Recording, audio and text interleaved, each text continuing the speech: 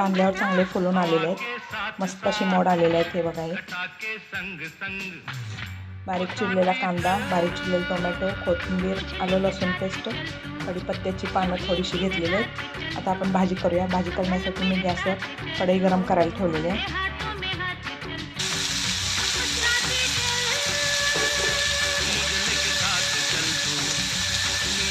चांगलं सॉफ्ट होईपर्यंत परतून घेऊया हे. त्यामध्येच आता 1 चमचा मीठ घालते मी.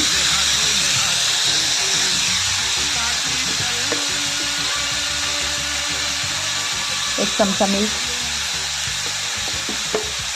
घातल्यामुळे कांदा आणि टोमॅटो लवकर भाजले जातात.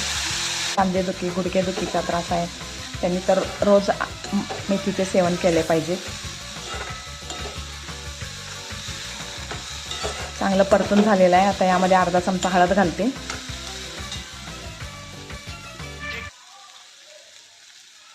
अर्धा चमचा हळद,